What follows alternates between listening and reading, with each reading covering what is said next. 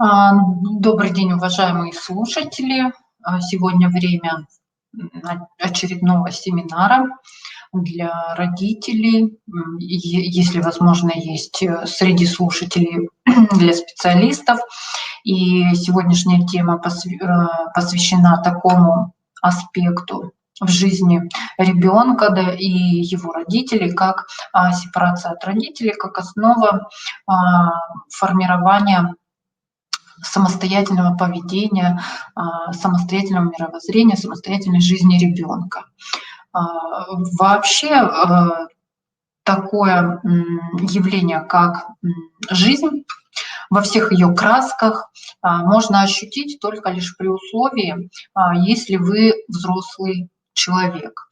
В современном мире созданы все условия для того, чтобы оставаться долгое время инфантильным человеком. Многие осознают, что еще не стали психологически зрелыми вплоть даже до преклонного возраста. Но все же одной из основных задач в жизни каждого человека является задача именно повзрослеть, пройти определенные этапы в жизни для того, чтобы иметь возможность выбирать, быть в зрелых отношениях, быть равными среди других людей. Что такое сепарация? У нее достаточно простое определение. То есть сепарация – это отделение ребенка прежде всего от мамы, ну и в целом от родителей и от своей семьи. Результатом чего должно появиться у ребенка умение без посторонней помощи управлять, распоряжаться своей жизнью, уметь самому принимать решения и нести ответственность за их последствия. Мы помним, что дети рождаются достаточно зависимыми, в первую очередь для мамы, и преодолеть зависимость, отделиться от мамы – это достаточно сложная задача, с которой справляются не все и не сразу. Вообще считается, что процесс сепарации может длиться всю жизнь, проходя через определенные этапы и полностью и до конца сепарироваться от своих родителей невозможно. То есть это такой достаточно глубокий процесс. Какие виды психологической сепарации бывают? То есть каким путем ребенок может сепарироваться от родителя? Ну, прежде всего, это путь чувственной сепарации. Такой путь опирается на эмоции ребенка. То есть сепарирование идет через разделение своих эмоций и эмоций родителя. То есть дети начинают делать какой-либо свой выбор вне зависимости от того, что по отношению к этому выбору испытывают родители. Эмоции, как мы знаем, не самый лучший помощник в решении проблем, да, если говорить объективно. И если суждение принято под наплывом чувств, то есть вероятность, что не всегда оно будет успешным. Допустим, мама запрещает дочке дружить с мальчишкой под предлогом, что у него, допустим, не очень хорошая семья, не нравится он маме. И вполне возможно, что мама права, так как у нее и большой жизненный опыт, она видит те сигналы, которые не видит ребенок. Но дочка противится такому запрету, назло маме продолжает общаться с мальчишкой, и на чувственной волне она принимает решение и параллельно отделяется от мамы. Ну, что вероятнее всего может привести к негативным последствиям, и в итоге неудачный опыт встречи с не очень благополучным мальчишкой и неудачный опыт такой чувственной сепарации с мамой, да, на эмоциях, эмоционально заряженной. есть такой путь сепарации. Есть вариант нравственной, ценностной сепарации. Чаще возникает в подростковом возрасте, и она связана со взглядами на мир, с формированием мировоззрения, когда суждение подростка начинает уже существенно отличаться от мнения родителя, и ребенок начинает открыто отстаивать свои воззрения, не боится противоречить родителям. Ну, допустим, ему не нравится, что мама и папа живут замкнутым образом жизни, не приглашают к себе друзей, живут таким автономным мирком, мотивируют это тем, что у них есть вот такие вот особенности. Ребенок же считает, что такой образ жизни им не подходит, когда он вырастет, он таким точно не будет никогда. Вот это один из таких моментов описания ценностной сепарации. Отходя от взглядов родителей, ребенок начинает приобретать свое собственное мнение. Это не самый плохой вариант того, как может протекать сепарация. То есть в нем меньше негативных моментов, нежели в чувственной сепарации. Есть путь или вид практической или функциональной сепарации, то есть когда ребенок в состоянии позаботиться о себе, независимо от того, рядом родители или нет. Допустим, мама и папа находятся на работе, приготовленной еды в холодильнике нет, это не смущает ребенка, он сам себе готовит пищу, даже может помыть посуду после этого. То есть такая степень самодостаточности свидетельствует о том, что ребенок готов к самостоятельной жизни и функционально практически не зависит от родителей. То есть это вот еще такой вид или путь сепарации. И есть сепарация, которая возникает в ходе разногласий. Это самый негативный, добрый день, вариант сепарации, когда разномыслие детей и родителей ведет к конфликту в семье, и сепарирование происходит через острый конфликт, когда идет в том числе разрыв с родителями. Никто не считает себя виноватым. Допустим, такой вариант, когда конфликтуют стороны, мама, допустим, и ребенок, у кого-то возникает чувство вины, ссора сглаживается, и о разрыве отношений речи не идет. Когда же вот такого ощущения уже не возникает, и ссора перерастает во вражду, вот тогда мы говорим именно о сепарации, возникающей в ходе конфликта, вплоть до окончательного разрыва отношений с родителями, когда уже даже во взрослом состоянии не происходит взаимодействия. Ну и важно знать в данном моменте, что психологическое отделение от родителей – это непростая смена этапов в развитии ребенка, которая регулируется исключительно его психофизическими, биологическими данными, что этот процесс должен быть управляем родителями, и если они не справляются с такой родительской задачей, но есть вероятность возникновения сложностей в детско-родительских отношениях, ну и в том числе сложности в становлении самостоятельного пути ребенка. Что может быть причинами неудачной сепарации? Это и особенности, возрастные особенности детей, и какие-то объективные обстоятельства. Например, все перечислять я не буду, но, например, можно говорить о трудных родах, особенностях протекания беременности, такого женского сценария восприятия своего материнства может влиять на возникновение неудачного сепарирования. То есть когда после рождения ребенка у женщины возникает вследствие всех перечисленных моментов сложное послеродовое психологическое состояние, тяжелое, которое сопровождается неадекватным иногда поведением мамы, либо равнодушием по отношению к младенцу, или наоборот неестественной, чрезмерно выраженной тревоги за состояние ребенка, такое предположение, что с ним случится что-то плохое, мама ничего не может сделать со своим состоянием, и у нее с трудностью получается взять на себя ответственность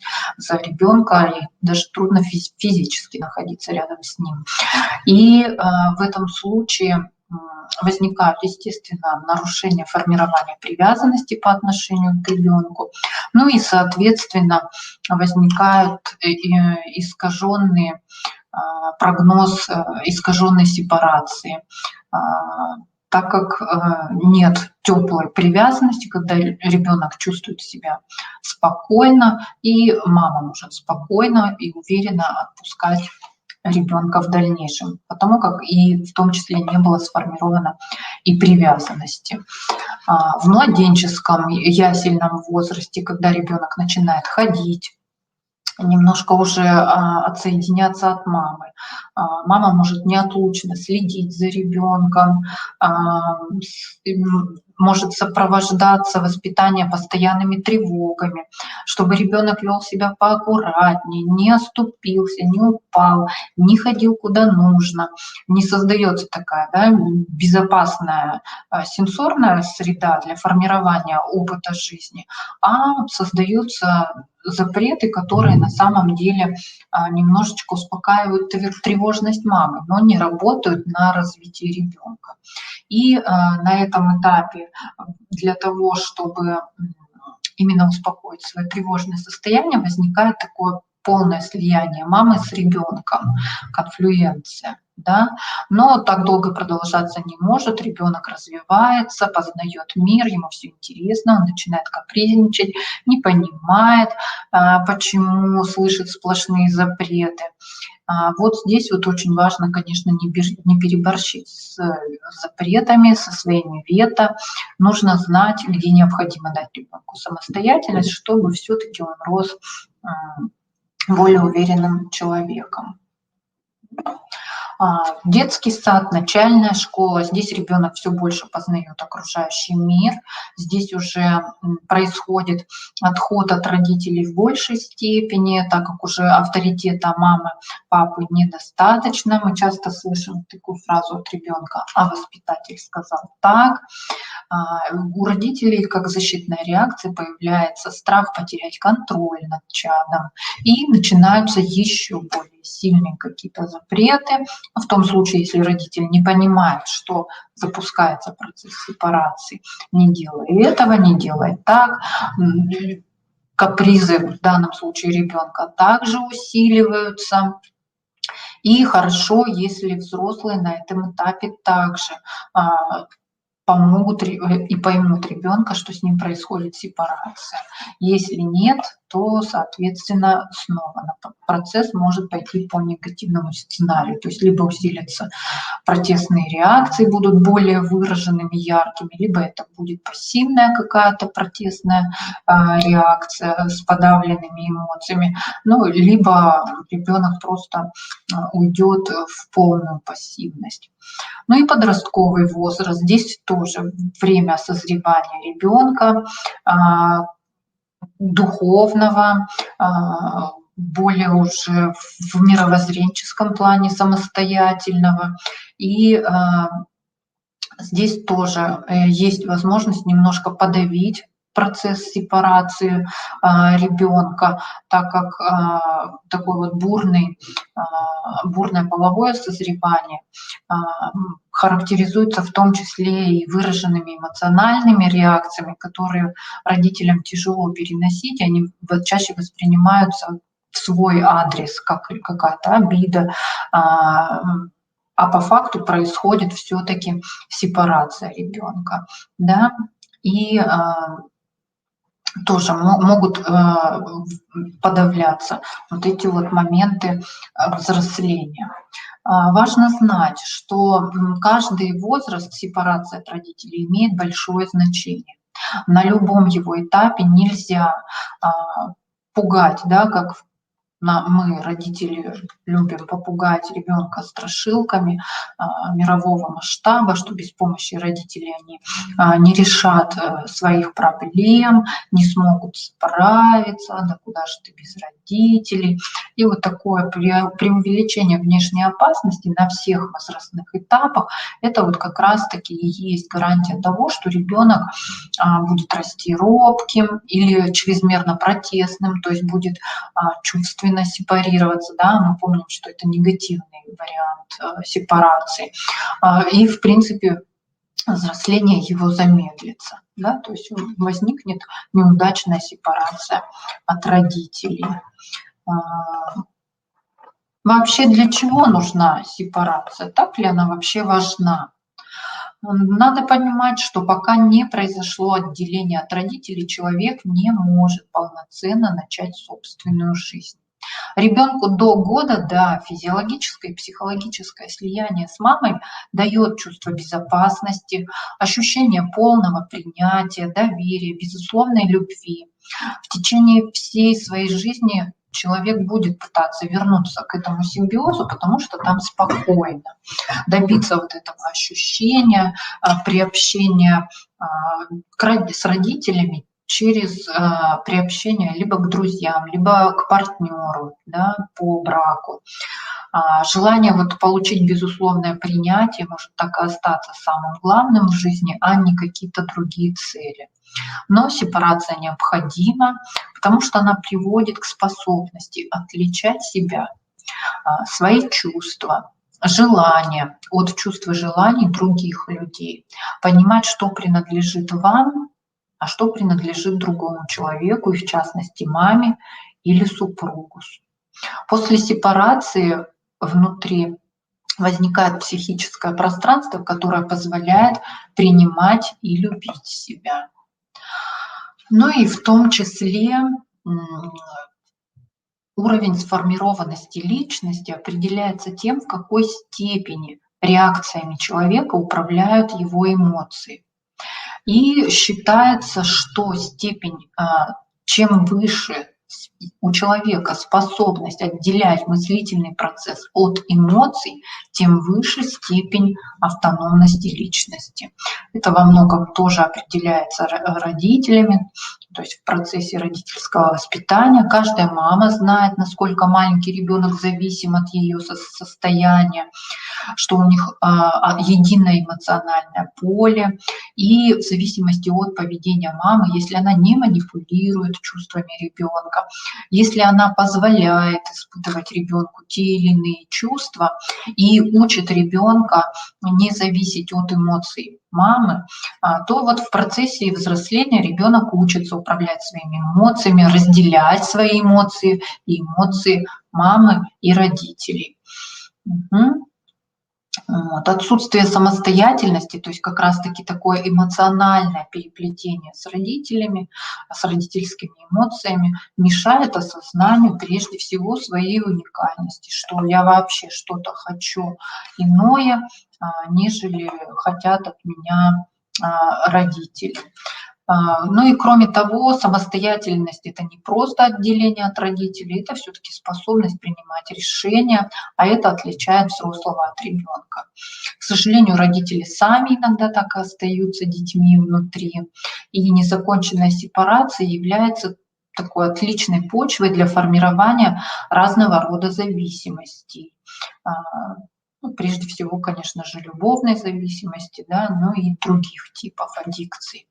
Когда мама всю жизнь посвящает ребенку, она демонстрирует ему паттерн поведения, в котором слияние является вот основой. В дальнейшем ребенку трудно демонстрировать другое поведение. Процесс воспитания всегда осуществляется на собственном примере, это передается детям, поэтому так важно, пусть поздновато, да, но понять вот в себе, например, родителю, да, что незавершенная сепарация, для того, чтобы все-таки не передавать сценарии, которые возникают из поколения в поколение. Если препятствовать сепарации, что у ребенка пойдет не так? Ну, конечно же, это формирование низкой самооценки, это не самостоятельность, и это, в принципе, желание уйти от такой сложной, непонятной реальности. Как это проявляется? Ну, то есть несепарированные дети в отношениях с людьми всегда стремятся сохранить, доказать свою независимость или наоборот, найти авторитарную фигуру, от которой будет зависеть, кто будет за него принимать решения. Зачастую такой ребенок часто разочаровывается, потому что всегда испытывает ожидание вот такого полного принятия, слияния, то, что я жду от родителя, но то, что нереально ждать от других людей. В том числе и есть вероятность повторения родительских сценариев, невозможность выбраться вот из определенного какого-то патологического цикла, да, который так или иначе происходит именно в этой семье из поколения в поколение. Такие дети могут годами искать себя, не понимать, чего они хотят по жизни, делать выбор под влиянием чьих-то установок, либо родительских, либо других значимых или даже незначимых людей, и не понимать, какие именно им подходят, а какие не подходят.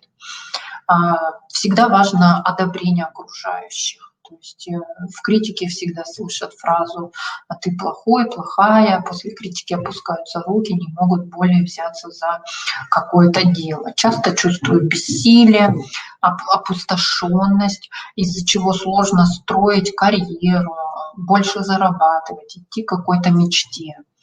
В коммуникациях с друзьями, в романтических отношениях, с коллегами возможны детские реакции, да, то есть чрезмерная обида, могут устраивать истерики, бросать трубку, прятаться от проблем, то есть такие вот детские всплески.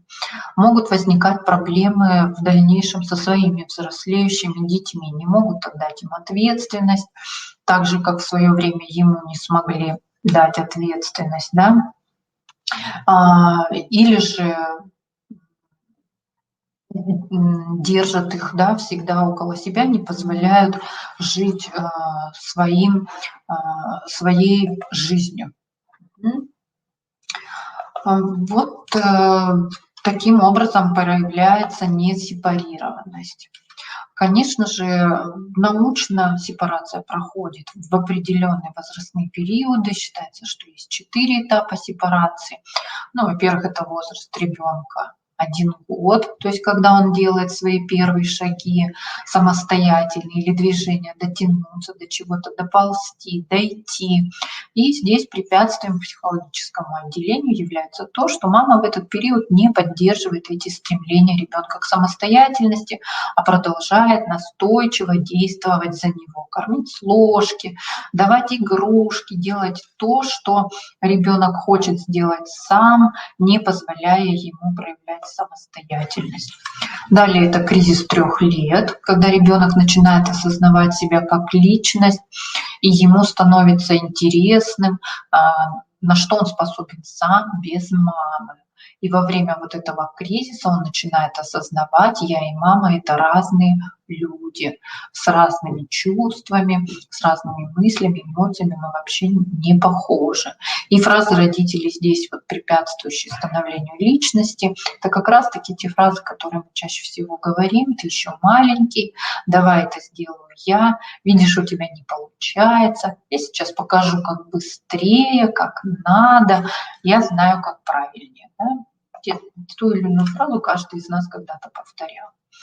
Следующий возраст – это подростковый возраст, когда происходит самоидентификация ребенка, и ребенок пытается ориентироваться в большей мере на позицию своих сверстников, и вот тут родители обесцениваются, что приводит к конфликтам. И препятствием для психологического отделения в этот период является подавление родителями мнения своего ребенка, мнений, желаний, заявлений, которые он делает. Возраст 17-19 лет – это период вступления ребенка во взрослую самостоятельную жизнь. И сепарация произошла когда ребенок отделился психологически от собственной семьи, начинает опираться на свои представления о жизни, начинает распоряжаться, как-то обустраивать свою жизнь. Здесь вот тоже важно не вмешиваться, поддерживать и помогать. Интересными являются еще такие гендерные особенности сепарации, скажем так, что мальчики и девочки немножко по-разному сепарируются. Вот. Прежде всего мамы. Папа, конечно, в редкой степени бывает дома и проявляет прямо вот такие. Папы чаще выталкивают ребенка из гнезда, нежели мамы, да. В большей степени это, конечно же, проблема сепарации от мамы, но тем не менее, поэтому в большей степени мы говорим про маму. И здесь больше механизмов задействовано. Сейчас расскажу такие интересные моменты, да, которые, в принципе, желательно знать про своих дочерей или же сыновей. То есть особенности сепарации дочерей проходят в 6 стадий сепарации девочек от мам. И первая стадия – это всегда симбиоз, это вот возраст до 10 где-то лет, когда, ну, сейчас уже, может быть, границы немножечко смещаются, современные дети немножко развиваются все-таки по-другому. Когда дочка любит свою маму, то есть я люблю свою маму, у нас с ней все хорошо, мы с ней лучшие подружки, мама является для девочки самым близким, единственным другом, духовным, с ней ребенку интереснее всего, то есть это вот такая стадия симбиоза, где-то до 10 лет.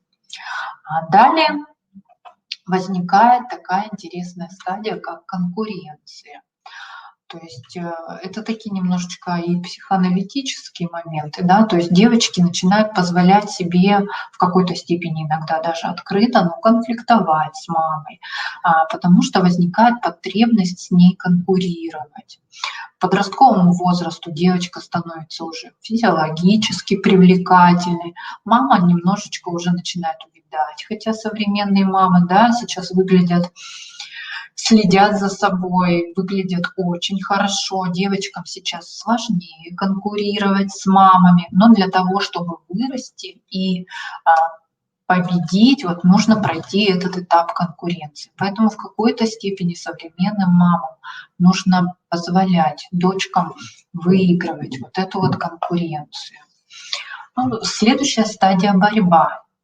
Здесь это фаза острых взаимоотношений, она короткая чаще всего, когда девочка проходит через очень сильные негативные эмоции по отношению к маме, иногда даже это граничит с такой враждебностью, даже может быть долей ненависти.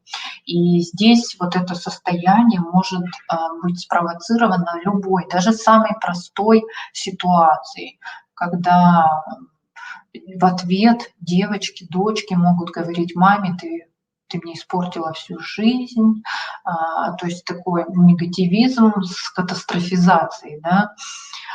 И после этого девочке очень важно найти свою территорию. Ну, уехать в университет, например, ну или выйти замуж. Это уже уж как у кого получается.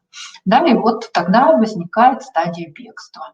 То есть после того, как девочка ушла на свою территорию, она должна там обосноваться, стать хозяйкой, завести свои порядки. Почему зачастую девочки на территории родителей не соблюдают порядок, протестуют?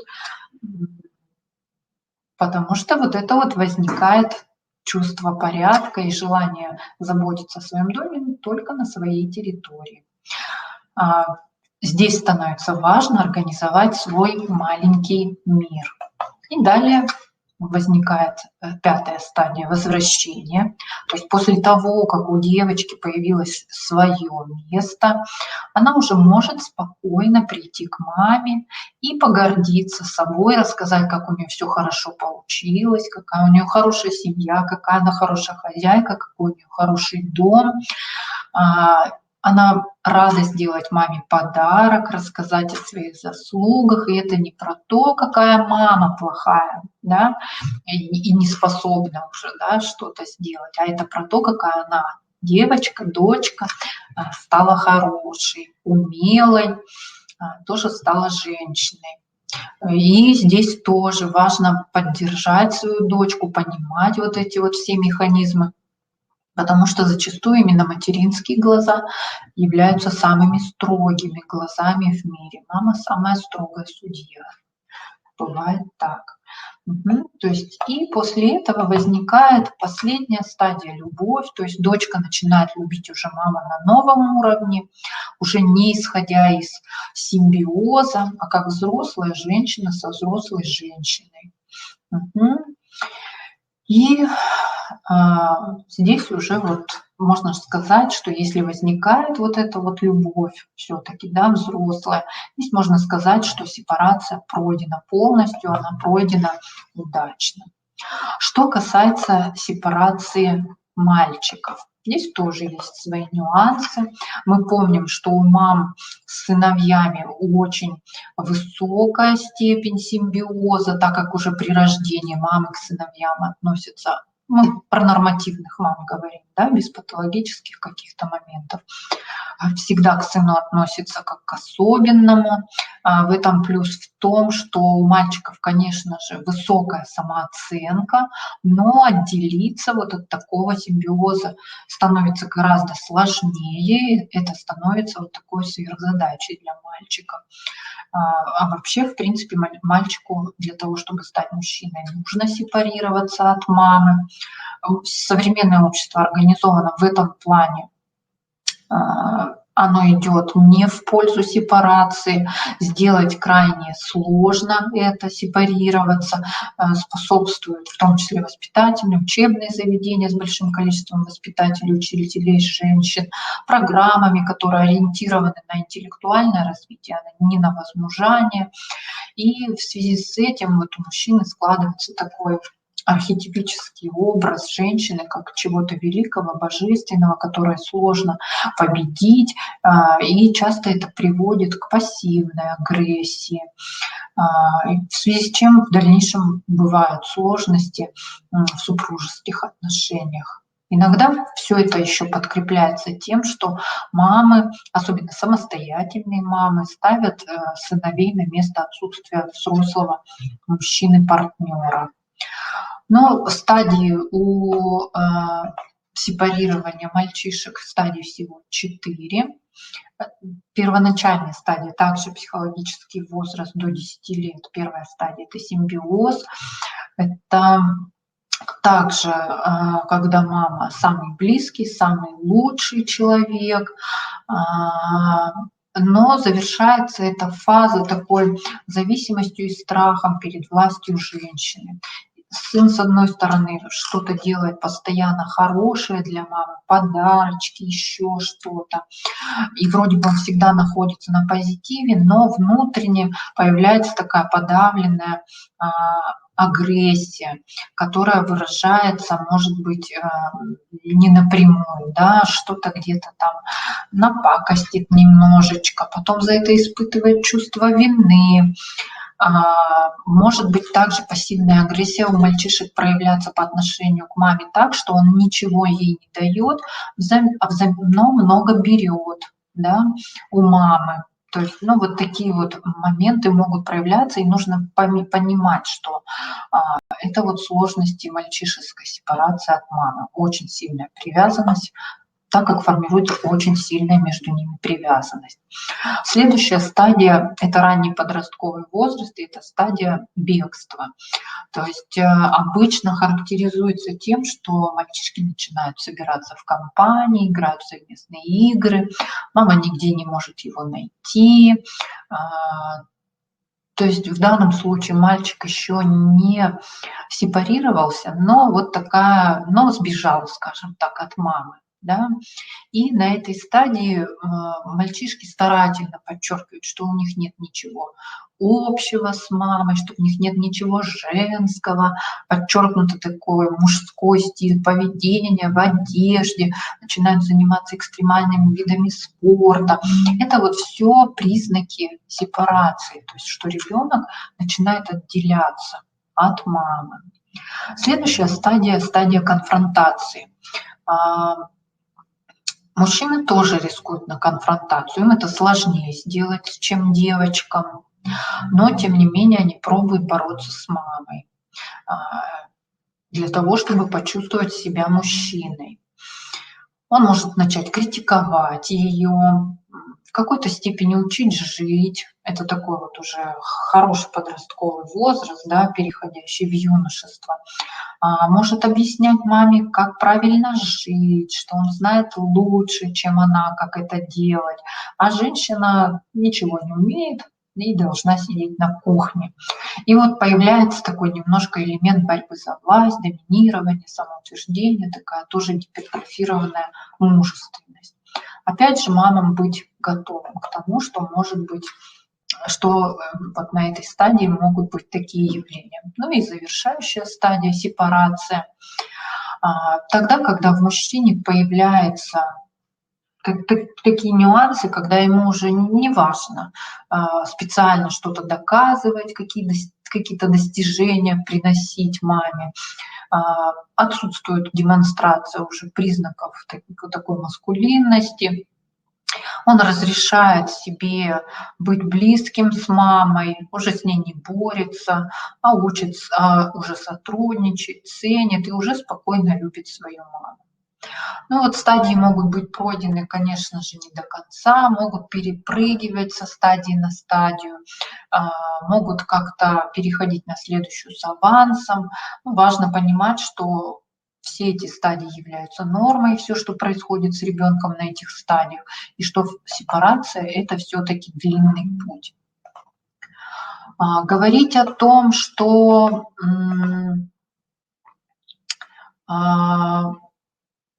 сепарация не произошла, можно в том случае, если родитель продолжает регулярно давать советы, где жить, как вести себя с другими людьми, скажи ему что, да, то есть когда родитель контролирует вот эти аспекты жизни ребенка. Когда родитель не соблюдает личные границы, копается в вещах, может без спроса залезть в рюкзак ребенка, в кошелек, спрашивает, кто звонил, о чем ты с ним говорил. Родитель заходит в комнату без стука. Когда родитель требует, чтобы ребенок регулярно участвовал в жизни родителя, при условии, что родитель, в принципе, может решить эти вопросы сам. Когда ребенок постоянно что-то делает для родителя в ущерб своим интересам, в ущерб своей жизни. Когда ребенок испытывает чувство вины при отказе родителям в чем-либо, в помощи, либо в совместном каком-то действии. Когда ребенок старается соответствовать ожиданиям родителей, вместо того, чтобы жить своими интересами, увлечениями, предпочтениями. Вот это те моменты, когда можно говорить о том, что психологическая сепарация задерживается и она не запускается. Чтобы обозначить, что ребенок уже не ребенок, а готов к самостоятельной жизни, раньше наши предки проводили ритуалы благословения своих подросших детей. И это и была, по сути, такая сепарация, инициация, да, отделение ребенка от родителей. Проводился такой обряд, когда ребенку было 8-14 лет, да, период наступления половой зрелости. Сейчас, конечно же, таких моментов нет.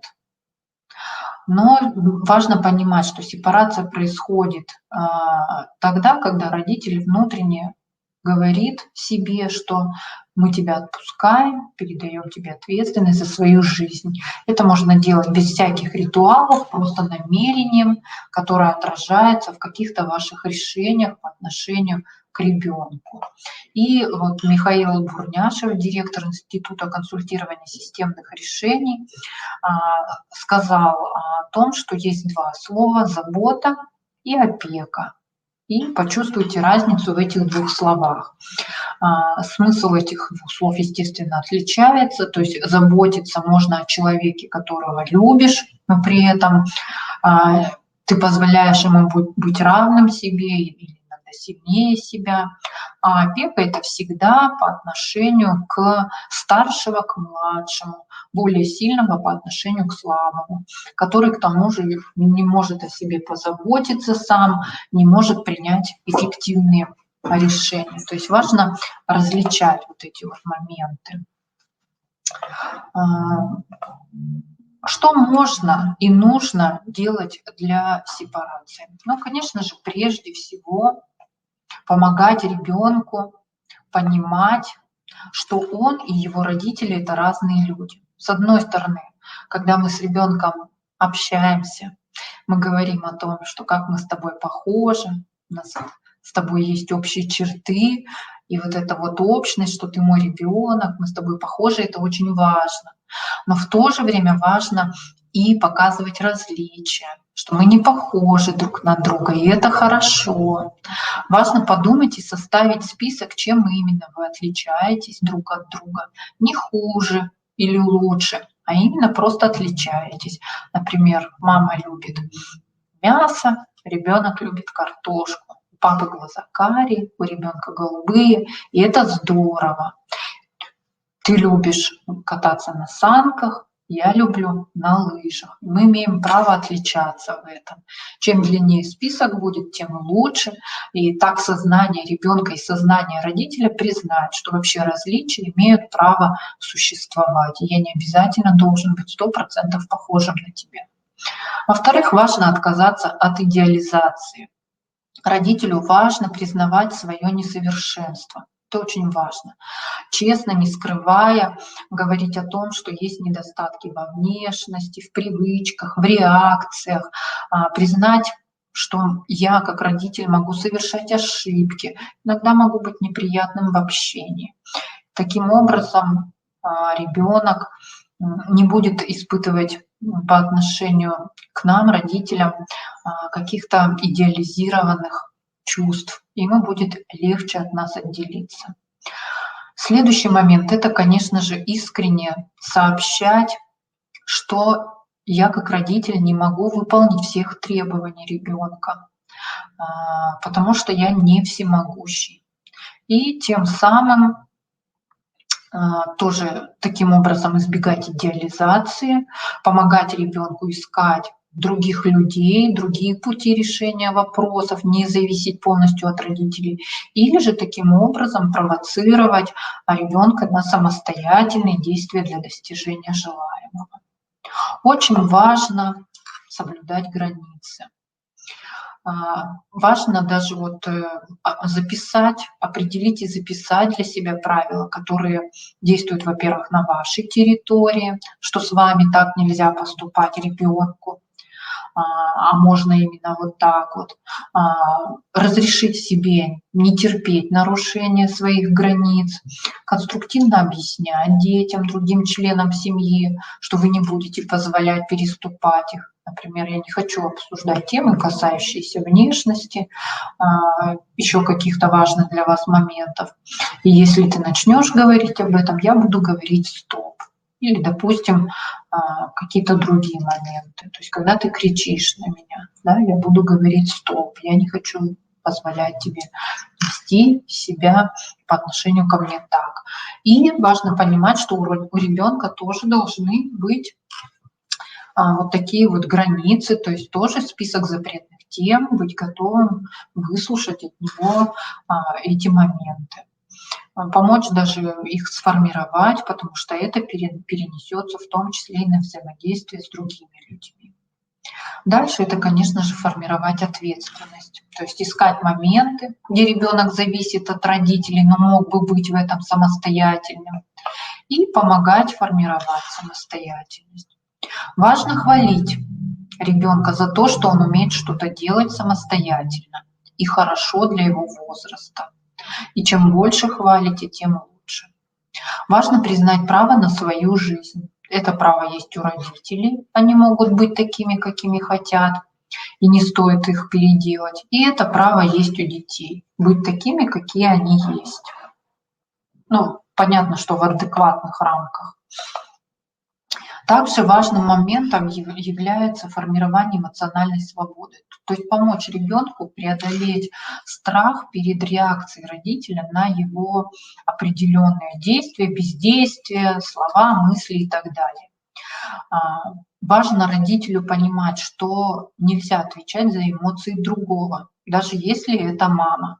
Иногда мамы специально провоцируют там стыд у ребенка, да, то есть буду ругать до тех пор, пока ребенок не заплачет, то есть вызвать какую-то эмоциональную реакцию. Очень часто специально доводим ребенка, потому что нам кажется, что он не понял, что мы хотим до него донести.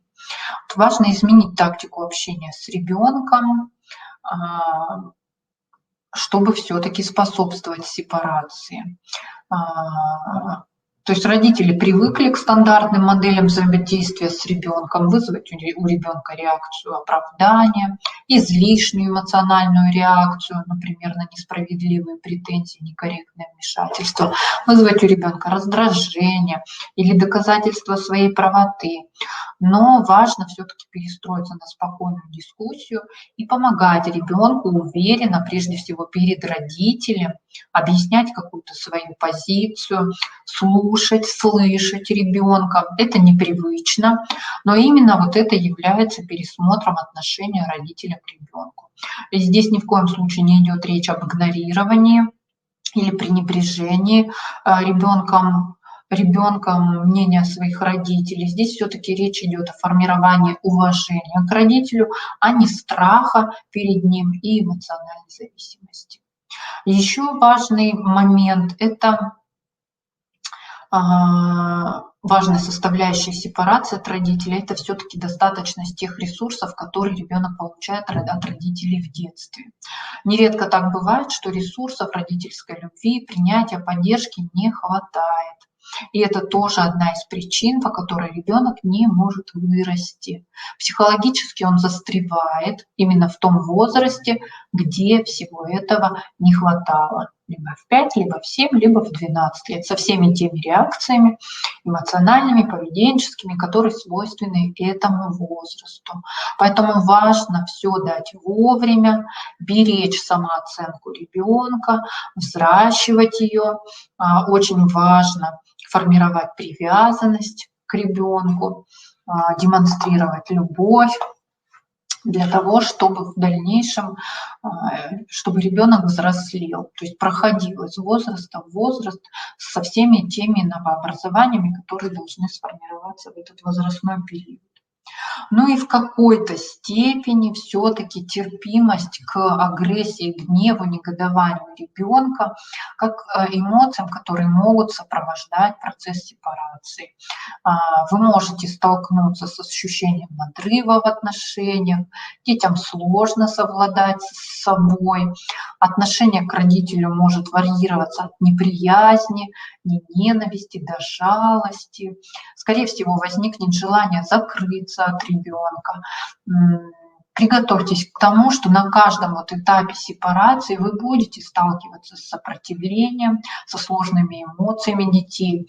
Надо дать время себе и ребенку, не бороться с ним и быть в какой-то степени все-таки мудрее по отношению к ребенку. И сепарацию можно считать успешной в том случае, если все-таки ребенок сумел психологически отделиться от родителей и начал самостоятельно распоряжаться своей жизнью, опираясь на свои представления о ней. Он способен сделать выбор, не думая о том, что скажут папа и мама, и не боясь их эмоциональной реакции. Имеет свое личное мнение по поводу вопросов, не боится его озвучить и знает, как и умеет удовлетворить свои базовые потребности собственными силами, не нарушая границ других, или же умеет привлечь к удовлетворению своих потребностей других адекватными способами. Это вот один из в том числе важных моментов, как раз-таки понимание того, чего я хочу, как я могу это удовлетворить с помощью своих сил, либо привлечь ресурсы для их удовлетворения. Ну вот такой небольшой экскурс у нас в тему сепарации. Надеюсь, что информация была для вас нужной, необходимой. До новых встреч. Будут, я думаю, новые встречи по новым интересным для вас темам. Благодарю за внимание. До свидания.